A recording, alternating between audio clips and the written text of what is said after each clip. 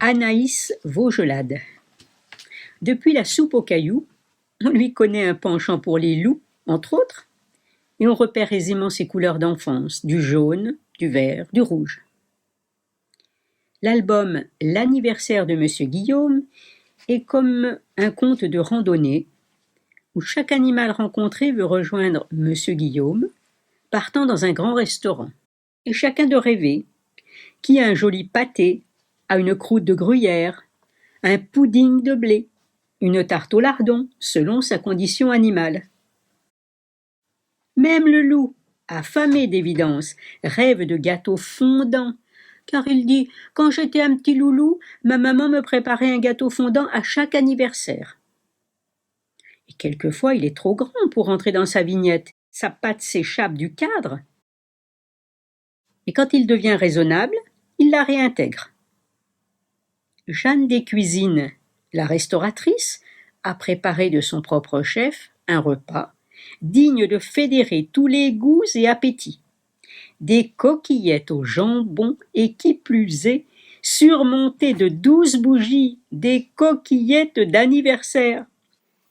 Un album craquant, savoureusement drôle, parfaitement intelligible à tous, à hauteur d'enfants et de parents complices, dont la portée est universelle. Anaïs Vaugelade aime aussi les lapins. Laurent tout seul est un grand classique, témoignant de l'apprentissage grisant de l'autonomie et de l'amour. Et Anaïs Vaugelade aime mettre en scène les cochons. En témoigne cette grande série de petits formats, avec une fratrie de 73 enfants cochons. La famille Quichon, mot valise pour quiche et cochon sans doute. Chacune des 73 enfants a un prénom, une singularité. À l'heure d'une natalité en berne, ces parents-là méritent vraiment une breloque. Chaque album fait un zoom sur l'un des enfants ou sur les parents séparément. Papa est un homme tempéré, sage. Maman est plus démonstrative et audacieuse. Des questions quasi philosophiques traversent la série, avec humour et tolérance. Des questions intimes aussi.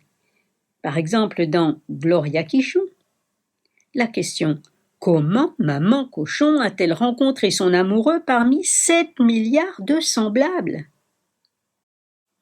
Les regards, les postures en disent plus long que bien des mots. Et les fins sont plutôt rassurantes. Un parfum d'audace printanière, de liberté, de douceur, d'imagination folâtre flotte sur ces albums. Rien n'est imposé. Tout semble évidence, et pourtant, il reste, en fermant les pages, l'impression de voir des portes s'entr'ouvrir, des possibles à tester. Anaïs Vaugelade sait aussi parler de choses graves. Alors sa palette devient grisâtre. Dans l'album La guerre, elle évoque les conflits, les luttes fratricides, aussi vaines que destructrices, avec un enfant qui transcende les valeurs transmises par sa famille au profit de valeurs humanistes. La liberté est un mot chargé de sens chez cet auteur.